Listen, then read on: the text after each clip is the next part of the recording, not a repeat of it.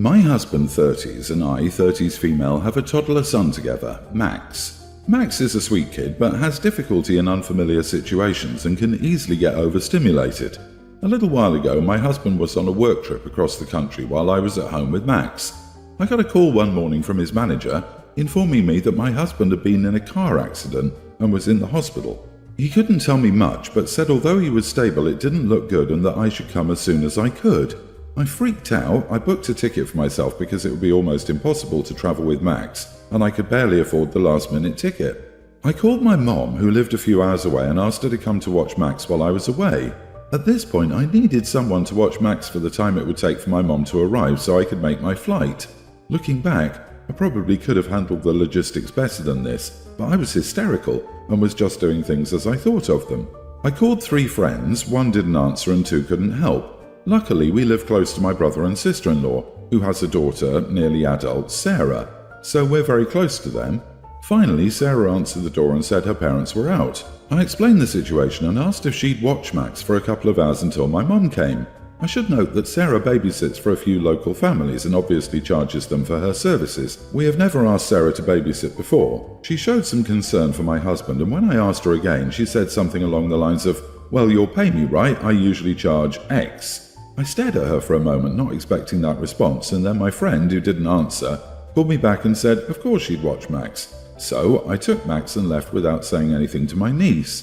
I coordinated with my friend and mom, then flew to see my husband. He ended up needing surgery but is making a full recovery. A few days after he could fly home, we had dinner with my brother and sister-in-law. We talked about the accident and I mentioned that I'd asked Sarah to watch Max. I also noted that I was slightly upset that she brought up payment. My brother was surprised and said he would talk to her as that's not an appropriate reaction. My sister-in-law interjected and said she was proud of Sarah for advocating for herself. She and I argued, and she said that I was entitled to be surprised that Sarah asked for money. To be clear, if I asked Sarah to babysit under normal circumstances, I would expect to pay her. It was unsettling that Sarah would bring up payment while, for all I knew, my husband was dying in a hospital on the other side of the country. I mean, it would have been more empathetic to bring up the topic of payment after I returned and confirm my husband was okay. My sister-in-law is still cold with me and so is my niece. Am I the idiot for getting upset? Everyone's the idiot here. Sarah is a teenager. All she did was ask for payment for babysitting. Socially flawless? No, but again, teenager.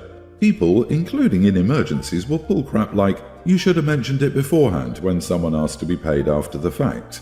You are the idiot. You were upset and worried and didn't answer, then went about your business. Your responsibility is to find childcare for your child, even in an emergency, including paying for it when needed. I understand why you reacted that way in the heat of the moment, but to continue to bear a grudge for a teen negotiating the terms of a labour agreement is unreasonable. Not the idiot. My aunt refused to babysit my brother and I when our dad was possibly dying. This was 20 years ago. My mom's relationship with her has never recovered. The niece needs to learn the time and place to advocate for herself. People say we don't owe others anything, but you do. You owe them empathy if you expect to be part of a family unit. Do you mean people behaving as if they were in a civilized society, where you do help others just because it's the right thing to do? That is missing more and more. Yes, you advocate for yourself when someone mistreats you. However, being asked to help family in an emergency is not being mistreated. It's part of being in a functioning family unit. Alternate universe. Opie's husband tragically passes away. Her niece, "So about my pay, I charged $25 an hour and it took Grandma 3 hours to get here. I'm sorry for your loss, but I can't afford to incur any losses. I've got school supplies to buy, you know." It was an emergency, a one-off thing, and the kid is family, for God's sake.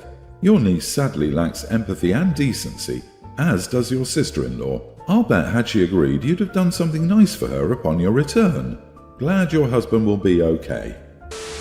I'm a mother of a teen daughter, Kelly. Her bio dad left when she was 4. It's complicated, but despite him being away, he still spent money or had his family help from time to time.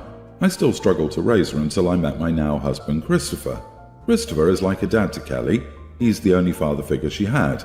However, I found out that she's reconnected with her bio dad through his family, his mother, which I wasn't happy about but didn't make a fuss about. Then she started mentioning him often, visiting him while cancelling plans to hang out with us, etc.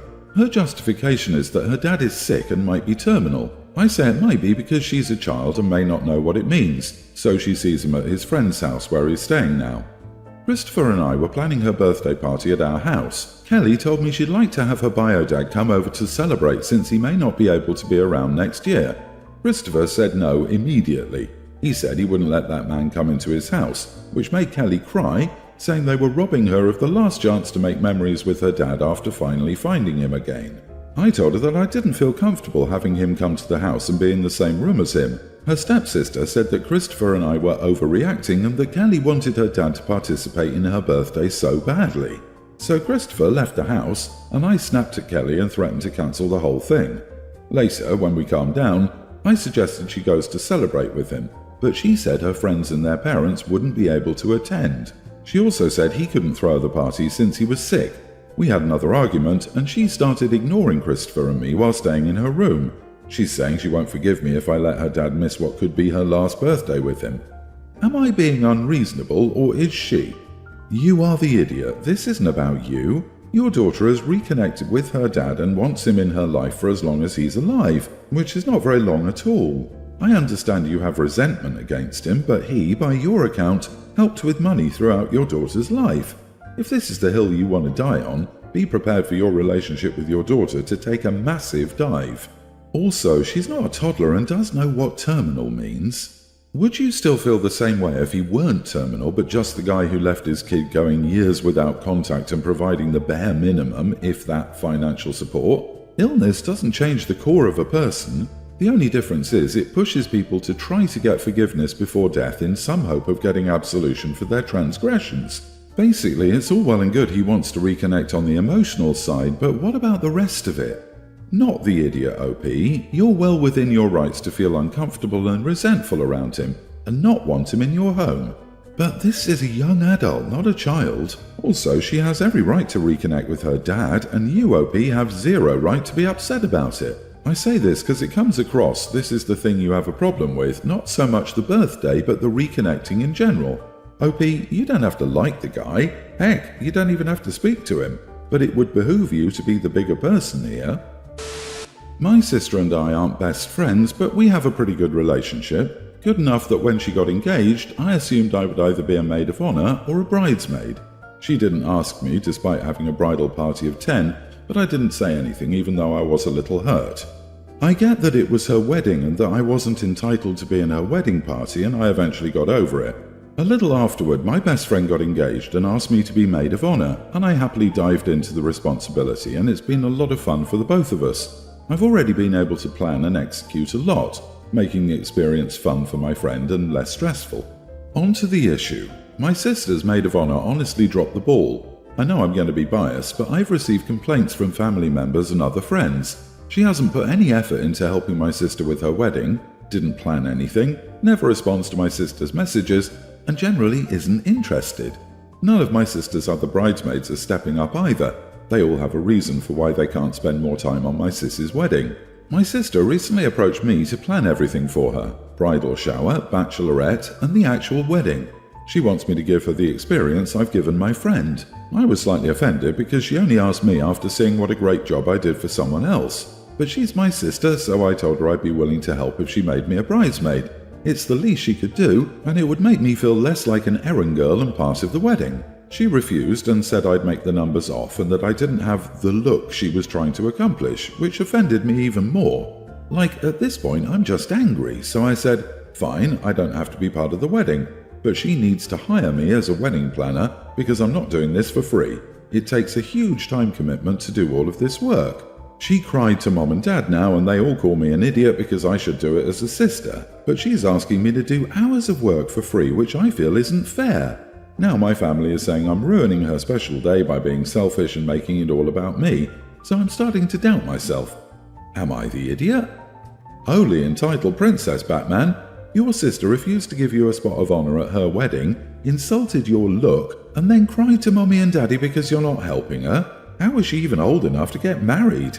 The fact that your parents are siding with her after she said you didn't fit the look is straight up ghoulish.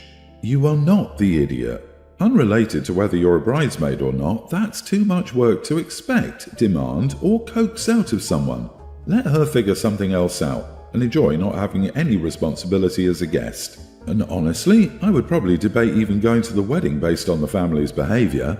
My brain exploded at "didn't have the look," so what's left of it says, "Your sister sounds very superficial and snobby. Maybe that explains why nobody is falling over themselves to help her. She's probably already gone full bridezilla and your parents are enabling her by getting involved. Or she doesn't surround herself with quality friends, only friends who have the look." Agreed. Notice the parents just criticised and called OP an idiot. Why aren't they helping the golden child do the planning? OP is the only one that can do this. OP doesn't help and probably even skips the wedding. They will try to keep pulling you in. You're already doing one wedding, that's enough. If she doesn't even have the brains to put you in her wedding because she's trying for some stupid look, she deserves what she gets. I'm 29 and my husband is 34. We have an infant daughter. I want to become a veggie mainly for environmental reasons. I've been considering doing this for some time as meat production has a hugely negative effect. Having our daughter has made me a bit more eco-conscious as I'm afraid of the world she'll live in the future. I've been trying to reduce the meat in my diet for some time. My husband doesn't want to do this and complains whenever I cook a meatless meal. I'm a stay-at-home mom and cook almost all of our meals. I've told him I don't want to cook meat anymore and that if he wants to eat it, he can cook it himself, and that he's lucky I'm cooking for him every day whatever I cook. However, he says I should also at least cook meat and add this to the meal for him. He says I can't force him to change his diet and eat less meat, but I say that I'm not, as he can still cook himself meat. He says it's unfair on him to force this major lifestyle change on him, and he thinks I'm being hypocritical and petty, not cooking meat anymore when I've eaten it all my life. He thinks it's silly for me not to cook meat for him as he's going to do it later, as I'm just saving him from cooking meat, and the amount of meat cooked will be the same. So he thinks the only result in this is me not doing something nice for him. But I think doing that would be a massive inconvenience for me, and also it defeats the purpose of me becoming a veggie in the first place. So I do understand his point of view. He's also unhappy that I plan to cook veggie meals for our daughter and thinks it's unfair to force her into being a vegetarian. But again, I don't think I am, as I don't plan on stopping her from eating meat in school, etc. What do you think about this? You are the idiot. You're the stay-at-home parent and you cook most of the meals. That's the setup that you and your husband have agreed to. So suddenly telling him he needs to cook his meals or go vegetarian is not reasonable. You're either passing off a duty that you used to do, cooking his meals, onto him, without any discussion or making him vegetarian with you. You should care about him as much as you care about the earth. And your daughter has two parents. Both of you have a say in the diet and mentality she's raised. So raising your daughter vegetarian isn't your decision alone and is entirely unfair to your daughter. What if your husband says, "I make all the money, don't buy any food I don't approve of"? Do you think you would be an idiot in that situation? Not the idiot. This is a division of labour problem of compromise. It can only be decided if we know 100% of how you and your husband contribute to the relationship. However, you should 100% be able not to cook meat. I would still buy it for him. Maybe this means you do some chore of his as a trade, but is he even doing anything besides working? So far, your husband is an idiot for insisting on meat meals and acting like a baby when he sees some veggies, instead of appreciating a warm meal on the table for him. Agreed. He's not going to become sick because of not eating less meat. Quite the opposite. He's not allergic to vegetarian food. He can still buy meat himself and eat anything he wants. You're also not his maid, OP. Why do his wants come out on top of yours? My brother passed away when his only child, female teen, was 1 year old. I know we should have been more involved in her life, but since we live in different cities, we didn't have much contact with her, especially because she's shy and doesn't like talking on the phone. However, a few months ago, her mom called and asked for our help since she was pregnant again, her fourth child, and said it was a tough pregnancy and asked if we would help her and take our niece for a while, and we agreed. So she's been staying with me and my siblings and only goes home a few days each month. The problem is that while she misses her mom and siblings and wants to go home, she comes back upset every time she goes home. I asked her what it was, and it was always about how her mom treated her compared to her siblings. The baby has been born for a few weeks and it's only got worse for my niece. So I suggested we keep our niece with us and made some excuses about how I don't want her to change school and told her mom it's probably better so that she can focus on the new baby. And she agreed, and we had an agreement that she has to go home for Christmas. The problem is, I don't want to send her home for Christmas. I know she'll miss her siblings, but I don't want her to end up upset again, and from what I've heard, her last Christmases weren't good either. So I made a suggestion she couldn't resist. I told her if she stayed for Christmas, we'll buy her a gaming system of her choice. She agreed to stay. Her mom has been calling and texting my siblings and me, calling us all idiots. So she wanted to go home, her family wanted to go home, and you bribed her to stay with you over Christmas for a gaming system? You are the idiot for bribing her, but her mom is in a bad environment. Have you tried to talk with mom to remedy this? Ultimately, a teen is old enough to decide for herself, but it's incredibly immature of you to bribe her into staying away from family. You're very vague about her mistreatment. For all we know, she's upset that there's a new baby at home and the attention is less on her. That's normal and not mistreatment.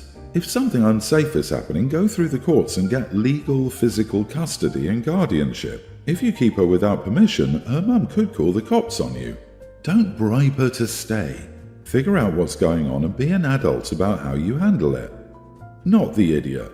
Having been in the situation myself, I only wanted to go home because I continuously held on to hope that seeing me after X amount of time would change the way I was treated. It didn't. Oh, there were hugs and smiles the first few minutes, for show in my opinion, but as soon as the initial welcome home was over, I was the maid and the punching bag. Thank you for caring about this young lady who I feel needs a strong support system, and you're doing all you can to support her. I wish her the best.